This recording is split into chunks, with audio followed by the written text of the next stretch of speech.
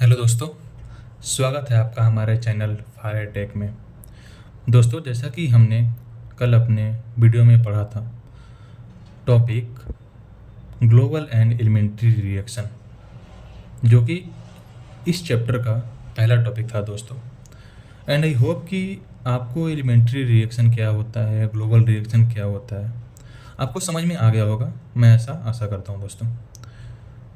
इस वीडियो को देखने से पहले प्लीज़ आप ये इंश्योर करिए कि आपको ग्लोबल रिएक्शन एलिमेंट्री रिएक्शन का एक्चुअल मीनिंग पता हो, तभी आप इस वीडियो में जो भी हमने कॉन्सेप्ट की हम बातें करेंगे आपको अच्छे से समझ में आएगा दोस्तों। ठीक है, तो जो आज का हमारा टॉपिक है दोस्तों, फायर डायनेमिक्स, जो हमारे पास सेकेंड यूनिट का जो सेकेंड टॉपिक है वो है order and molecularity of reactions, जिसमें हम ये सीखेंगे कि हमारे पास कोई भी रिएक्शन होती है उसमें ऑर्डर का मतलब क्या है, उसकी मॉलिक्यूलरिटी का मतलब क्या है। इस चीज़ को हम इस वीडियो में समझेंगे। और मैंने आपको ये भी बताया था दोस्तों कि जो आपको इंपॉर्टेंट नोट दिखाई दे रहे हैं, जैसा कि मैंने आपको कल ये नोट के बारे में बताया था, इसकी इंपॉर्टेंस आपको इस वीडियो में समझ में आएगी। एंड आई होप कि आप इस नोट को पढ़ के आए होंगे।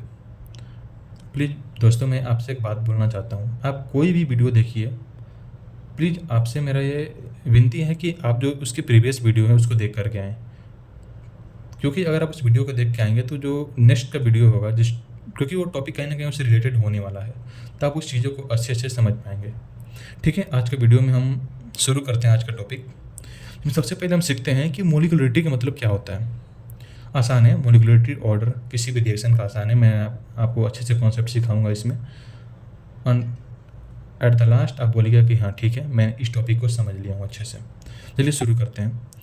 Molecularity is the number of reactant molecules or atoms or radicals that come together in a single elementary step। ये है डिफिनेशन मोलिकुलरिटी का, जिसमें दो चीज़ इंपॉर्टेंट है। सबसे पहला चीज़ क्या इंपॉर्टेंट है कि सिंगल एलिमेंट्री स्टेप होना चाहिए, यानी ये जो मोलिकुलरिटी होगा वो सिर्फ और सिर्फ एलिमेंट्री रिएक्शन के लिए ही अप्लीकेबल है। ये ग्लोबल रिएक्शन के लिए एलिमेंट्री ये जो हमारे पास टर्म है वो अप्लीकेबल नहीं है, उसके लिए डिफाइंड नहीं है। और दूसरी चीज़ क्या है कि नंबर ऑफ रिएक्टेंट मॉलिक्यूल्स, यानी कहने का मतलब ये है कि हमारे पास कोई भी एक ऐसी एलिमेंट्री रिएक्शन जिसके अंदर total number of reactant molecules is equal to the molecularity of the reaction. यानी हमारे पास कोई भी एक एलिमेंट्री रिएक्शन है, उसमें total number of reactant molecules ही होता है मॉलिक्यूलरिटी। लेकिन वो रिएक्शन कैसा होना चाहिए दोस्तों? एलिमेंट्री रिएक्शन होना चाहिए, ये इंपॉर्टेंट है इसमें। ठीक है, ग्लोबल रिएक्शन के लिए एलिमेंट के लिए ये मॉलिक्यूलरिटी डिफाइन नहीं होता है। It is always a small whole number and has a physical meaning only for the elementary reaction, जैसा कि मैंने आपको बता दिया। अब देखिए एग्जाम्पल देख सकते हैं दोस्तों इसमें। मान लीजिए हमारे पास एक रिएक्शन है, जैसा कि एलिमेंट्री रिएक्शन है यहाँ पे। ठीक है, तो हमारे पास रिएक्टेंट है, इसके कितने मॉलिक्यूल्स हैं? 1। तो इसकी मॉलिक्यूलरिटी कितनी हो जाएगी? 1। और 1 होगा तो इसको हम क्या बोलेंगे? यूनिमोलिकुलर। दूसरा एग्जाम्पल लेते हैं, ये कैसा रिएक्शन है दोस्तों? एलिमेंट्री रिएक्शन है। इसमें नंबर ऑफ रिएक्टेंट मॉलिक्यूल्स कितने हैं? 1 + 1 2। तो इसकी मॉलिक्यूलरिटी कितनी हो जाएगी? 2। इसको क्या बोलेंगे? बाईमोलिकुलर। तीसरा एग्जांपल देखते हैं दोस्तों, ये क्या है? एलिमेंट्री रिएक्शन है। सॉरी, ये भी एलिमेंट्री रिएक्शन मैंने यहाँ पे नहीं लिखा हूँ, लेकिन ये भी एलिमेंट्री रिएक्शन है।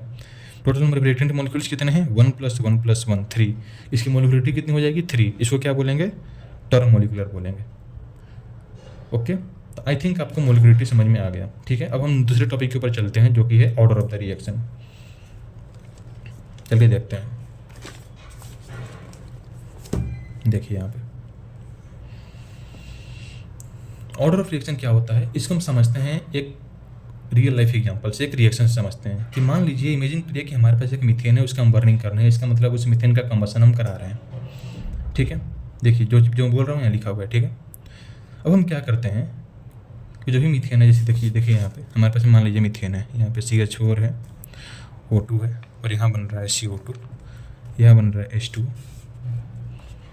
और यहाँ से निकल रही है, यहाँ पे हीट निकल रही है। ठीक है, ये कंबशन रिएक्शन हो रहा है मान लीजिए। ठीक है, इस रिएक्शन की रेट मान लेते हैं, ये रिएक्शन R रेट से रिएक्शन हो रही है। अब मैंने क्या किया कि जो CH4 का कंसनट्रेशन है इसको मैंने चेंज कर दिया। चेंज करके मान लीजिए इसका कंसनट्रेशन मैंने बढ़ा दिया, तो क्या होगा? इस रिएक्शन की रेट बढ़ जाएगी। या जो हमारे पास O2 है, इसका भी कंसंट्रेशन अगर मैं बढ़ा दूँ तो भी रिएक्शन की रेट बढ़ जाएगी। तो इस रिएक्टेंट का कंसंट्रेशन चेंज करने से रिएक्शन का रेट किस तरीके से चेंज होता है और कितना चेंज होता है, इसी चीज़ को हम बोलते हैं ऑर्डर ऑफ रिएक्शन। यानी how much faster does the reaction become, यानी हम कंसंट्रेशन चेंज कर रहे हैं रिएक्टेंट का जो भी है उसका, तो रिएक्टेंट की जो रेट है वो कितना फास्ट हो जा रही है, वो अमाउंट, उसे हम बोलते हैं ऑर्डर ऑफ रिएक्शन। आप डेफिनेशन देख सकते हैं इसका दोस्तों कि order of reaction is the power exponent of the concentration term in the rate equation that tells us how the reaction rate change when the concentration of reactant change. यानी जब हम रिएक्टेंट का जो कंसंट्रेशन चेंज कर रहे हैं तो उस रिएक्शन की रेट किस तरीके से बदल रही है, कैसे बदल रही है, इसी को बोलते हैं हम ऑर्डर ऑफ द रिएक्शन। ठीक है, अब देख सकते हैं जैसे कि मैंने बताया कि जो भी हमारे, जैसे मान लीजिए हमारे पास एक रिएक्शन है जिसमें दो कंसंट्रेशन है, हम दो रिएक्टेंट है ए और बी। तो जो रिएक्शन की रेट होगी कहीं ना कहीं कंसंट्रेशन दोनों के ऊपर डिपेंड करेगी। तो जो रेट होगा वो किसके डायरेक्टली प्रोपोर्शनल होगा, किसके, जो कंसंट्रेशन ए है और बी है। तो अगर हम इसको प्रोपोर्शन को हटाए, एक नया कॉन्स्टेंट आ गया कि जिसको हम बोल दिया हमने रेट कॉन्स्टेंट बोल दिया, और जो भी कंसंट्रेशन ए और बी है यहाँ पे ध्यान से देखिएगा कि जो हम रिएक्शन का हम ऑर्डर निकालते हैं ना, जो ऑर्डर होता है वो ऑर्डर 3 होता है। एक हम निकालते हैं order with respect to reactants. जैसे मान लीजिए एक रिएक्शन में हमारे पास 3 रिएक्टेंट हैं तो उसमें हम टोटल 4 ऑर्डर निकालेंगे। पहला निकालेंगे order with respect to reactant 1, दूसरा निकालेंगे order with respect to reactant 2, तीसरा निकालेंगे order with respect to reactant 3 और चौथा निकालेंगे overall order of the reaction. यहाँ पर चूंकि हमारे पास 2 रिएक्टेंट है ए और बी, तो हम देख सकते हैं कि जो हमारे पास रिएक्टेंट ए है इसके रिस्पेक्ट में ऑर्डर कितना है, तो 1 है क्योंकि इसके पावर 1 है, और बी के जो पावर कितना है 1 है। तो जो हमारे पास रिएक्टेंट बी है इसके रिस्पेक्ट में भी ऑर्डर 1 है, तो रिएक्शन की ओवरऑल ऑर्डर कितनी हो जाएगी, 1 + 1 2 हो जाएगी। तो इसका मीनिंग क्या है, मतलब क्या है, ऑर्डर 1 होने का मतलब, ऑर्डर 1 होने का मतलब, इस ओवरऑल रिएक्शन का ऑर्डर 2 होने का मतलब क्या है, इसका मतलब हम समझते हैं। ठीक है, इसका मतलब क्या है कि if concentration of A is doubled then the rate of the reaction become 2 times. इसको समझते हैं कैसे, देखिए मान लेते हैं हमारे पास यही रिएक्शन ले लीजिए। ठीक है, जैसे मान लेते हैं हम ले लेते हैं ए प्लस बी, यहाँ से मिल रहा है हमें प्रोडक्ट। ठीक है, और रिएक्शन की जो रेट होगी वो क्या हो गया, R = K कंसंट्रेशन ऑफ ए और कंसंट्रेशन ऑफ बी। ठीक है, इसकी रेट, ठीक है, इसकी रेट मान लेते हैं R है। ठीक है, तो अब मैंने क्या किया कि जो हमारे पास कंसंट्रेशन ए है इसको मैंने डबल कर दिया, इसका कंसंट्रेशन डबल कर दिया, तब क्या हो जाएगा, रेट = K, और ये 2 कंसंट्रेशन डबल कर दिया और इसका मैंने कंसंट्रेशन सेम रखा। तो इसको हम लिख सकते हैं क्या, 2K concentration of A concentration of B, और ये क्या था, K concentration of A concentration of B क्या था, ये R है। तो यहाँ कितना हो जाएगा 2R, यानी जो हमारे पास रेट होगी वो क्या होगी, 2 गुना हो गया। ठीक है, तब देख सकते हैं यहाँ पे कि concentration of A double then the rate of reaction double. यानी अगर हम इस पर्टिकुलर रिएक्शन में अगर हम कंसंट्रेशन ए का डबल करेंगे तो हमारी जो ओवरऑल जो रेट की रिएक्शन होगी वो क्या हो जाएगी, डबल हो जाएगी। अब मुझे लगता है कि अब समझ में आ गया है कि किस तरीके से कंसंट्रेशन चेंज करने से रिएक्शन की रेट चेंज हो रही है। यही बताता है ऑर्डर ऑफ द रिएक्शन। ठीक है, यानी order tells us the effect of concentration on the reaction rate. ठीक है दोस्तों, आई थिंक कि आपको ये ऑर्डर और मोलिकुलरिटी समझ में आ गया होगा दोस्तों। ठीक है, अब हम यहाँ पे क्या करते हैं, जैसा कि अभी ठीक है दोस्तों, एक चीज़ हम देखते हैं कि अभी तक हमने क्या पढ़ा। अभी तक हमने पहला चीज़ ये पढ़ा, 2 टाइप के रिएक्शन पढ़ा हमने, एलिमेंट्री रिएक्शन, ग्लोबल रिएक्शन, 2 तरह का रिएक्शन पढ़ा। और उसके बाद हमने 2 टर्म पढ़ा, एक पढ़ा मोलिकुलरिटी पढ़ा और एक पढ़ा ऑर्डर। ठीक है, तो अब हम क्या करेंगे कि हमारे पास रिएक्शंस होंगी, ठीक है, और उस रिएक्शंस में हम ऑर्डर निकालेंगे, उस रिएक्शन का ऑर्डर निकालेंगे और मोलिकुलरिटी निकालेंगे। बट जैसा कि मैंने आपको बताया कि रिएक्शन 2 तरीके का होता है, एलिमेंट्री होता है और ग्लोबल होता है। तो हम यहाँ पे 2 केस पढ़ेंगे। ठीक है, दोनों अलग अलग रिएक्शन को 2 केस में पढ़ेंगे। पहला केस हम ये मान लेते हैं कि हमारे पास जो रिएक्शन है वो एलिमेंट्री है, तब इस कंडीशन में हम उस रिएक्शन की ऑर्डर और मोलिकुलरिटी कैसे निकालेंगे। यहाँ पे दोस्तों आपको जो नोट कल बताया था वो यहाँ पे इंपॉर्टेंट है। ठीक है, चलिए देख लेते हैं। मान लेते हैं हमारे पास एक एलिमेंट्री रिएक्शन है जिसमें 2 रिएक्टेंट है ए और बी, वहाँ से हमें प्रोडक्ट मिल रहा है। ठीक है, तो रिएक्शन की रेट क्यों हम क्या ले सकते हैं, जैसे कि मैंने आपको पिछले बार बताया था, रेट क्या ले सकते हैं, R = K concentration of A concentration of B. अब चलते हैं अपन कल के नोट के ऊपर। देखिए कल का नोट मैंने आपको क्या बताया था कि the rate law of an elementary reaction can be written directly from its stoichiometry and this is not generally true for a global reaction. तो यहाँ पे क्या है, चूंकि रिएक्शन कैसा है दोस्तों, एलिमेंट्री रिएक्शन है यहाँ पे, तो आप इसका जो रेट है डायरेक्टली ले सकते हैं। कैसे? जो रेट इज इक्वल टू के कंसंट्रेशन ऑफ ए, इसका स्टोइकियोमेट्री कितना है 1, तो हम क्या लिख देंगे ऊपर 1, ठीक है। और यहाँ पे कंसंट्रेशन बी का स्टोइकियोमेट्री कितना है 1, तो हम क्या लिख देंगे 1। यानी इस एलिमेंट्री रिएक्शन के लिए अगर हमें रेट लो लिखना है तो हम डायरेक्टली जो रिएक्टेंट का स्टोइकियोमेट्री है हम आराम से उसे कंसंट्रेशन के ऊपर पावर लिख सकते हैं। यहाँ से हमारा रेट लो लिखना कंप्लीट हो जाएगा, ठीक है। ये सिर्फ और सिर्फ हम एलिमेंट्री रिएक्शन के अंदर कर सकते हैं। और ऑर्डर कितनी हो जाएगी इसकी? ओवरऑल ऑर्डर की बातें कर रहा हूँ दोस्तों, तो 1 + 1 2 हो जाएगा। और मैंने आपको मोलिकुलरिटी भी बताया था कि मोलिकुलरिटी जो भी होती है वो सिर्फ और सिर्फ एलिमेंट्री रिएक्शन के लिए होती है, ग्लोबल के लिए डिफाइन नहीं होती। और किसके बराबर होती है? Total number of reactant molecules के बराबर। और यहाँ पर total number of reactant molecules कितने हैं? 1 + 1 2 हैं, तो इसकी मोलिकुलरिटी बिट कितनी हो जाएगी? 2 हो जाएगी। यानी हम यहाँ पे एक इंपॉर्टेंट कंक्लूजन के ऊपर पहुँचे, जहाँ पे मतलब क्या है कि for an elementary reaction order is equal to molecularity.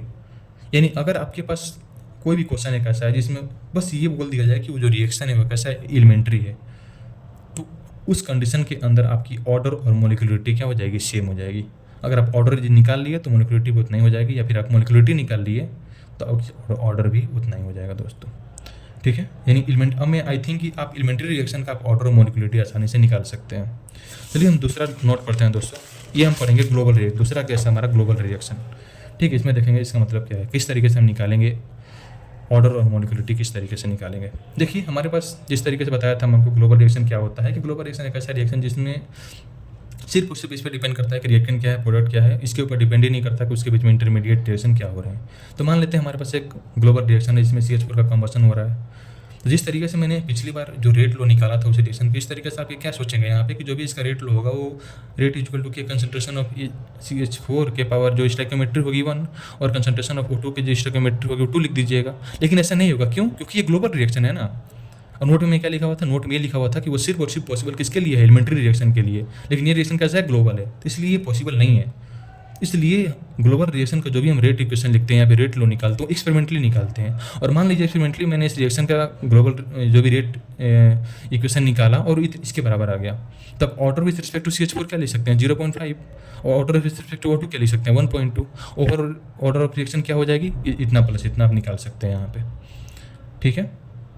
I think आपको समझ में आ गया कि दोनों कंडीशन में ऑर्डर और मोलिकुलरिटी किस तरीके से निकालना है। और चूंकि ग्लोबल रिएक्शन है तो इसकी मोलिकुलरिटी क्या लिखिएगा? नॉट डिफाइंड लिखिएगा। चलिए हम एग्जांपल लेकर समझते हैं दोस्तों, ठीक है। यहाँ पे देखिए evaluate order and molecularity of different given reaction. जिसमें पहले हमारे पास रिएक्शन है A + B से C बन रहा है, और मान लीजिए एलिमेंट्री रिएक्शन है, तो आप इसका रेट डायरेक्ट आप रेट लिख सकते हैं। बिना रेट लिखे आप ऑर्डर तो निकाल नहीं सकते ना, मोलिकुलरिटी तो आप लिख देंगे लेकिन ऑर्डर नहीं निकाल सकते। तो रेट कितना हो जाएगा? Concentration of K into concentration of A के पावर स्टोइकियोमेट्री, इसका वन है पावर 1 और B का 1, तो ऑर्डर कितना हो जाएगा? Overall order of the reaction 1 + 1 2 हो जाएगा। और मोलिकुलरिटी कितनी हो जाएगी? Number of reactant molecules 1 + 1 2, directly भी 2 लिख सकते हैं आप। उसी तरीके से मान लीजिए एलिमेंट्री रिएक्शन है तो आप यहाँ भी देख के लिख सकते हैं, इसकी जो स्टोइकियोमेट्री 2 है तो 2 होगी, ऑर्डर कितना हो जाएगा? 2, और मोलिकुलरिटी भी 2 हो जाएगी। अब ये मान लीजिए हमारे पास ग्लोबल रिएक्शन है, ठीक है। तो इसकी जो रेट होगी हम नहीं लिख सकते, कंसंट्रेशन ऑफ A के पावर वहाँ पे 1 नहीं है, देखिए 2 है, एक्सपेरिमेंटली निकाला गया। तो यहाँ से ऑर्डर कितना हो जाएगा? 2 + 2 4, और मोलिकुलरिटी हो जाएगी यहाँ पे नॉट डिफाइंड। उसी तरीके से एग्जांपल में देख लीजिए, भी ग्लोबल रिएक्शन है जिसमें ये रिएक्टेंट है, प्रोडक्ट में मिल रहा है, तो इसकी रेट क्या होगी? रेट ऐसा नहीं होगा कि K into concentration of A के पावर 2 कंसंट्रेशन ऑफ B के पावर 1 नहीं, देखिए 0.5 है, यानी इसकी स्टोइकियोमेट्री के बराबर नहीं है, ये एक्सपेरिमेंटली निकाला गया है। इसका overall order of the reaction कितना हो जाएगा? 2 + 0.5 2.5, और इसकी मोलिकुलरिटी हो जाएगी नॉट डिफाइंड। ओके, तो अभी तक हमने इस 2 वीडियो में ये सीखा कि ग्लोबल रिएक्शन क्या होता है, इंटरमीडिएट रिएक्शन क्या होता है, और किसी भी रिएक्शन कोई भी रिएक्शन हमें दिया गया तो उसकी ऑर्डर और मोलिकुलरिटी हम किस तरीके से निकाल सकते हैं। इसमें इंपॉर्टेंट ये है दोस्तों कि ध्यान देना है इसमें कि हमारे पास जो रिएक्शन है वो कैसा है, ग्लोबल रिएक्शन है कि एलिमेंट्री रिएक्शन है। एलिमेंट्री रिएक्शन होगी तो अलग तरीके से ऑर्डर एंड मोलिकुलरिटी निकालेंगे, और ग्लोबल रिएक्शन होगी तो अलग तरीके से निकालेंगे, जैसा कि मैंने आपको बताया। एंड आई थिंक कि आपको ये चारों कॉन्सेप्ट जो टॉपिक वो समझ में आ गया है दोस्तों। अब हम अपने अगले वीडियो में इस चैप्टर का नेक्स्ट टॉपिक पढ़ेंगे, ठीक है भाई दोस्तों। थैंक यू, जय हिंद दोस्तों।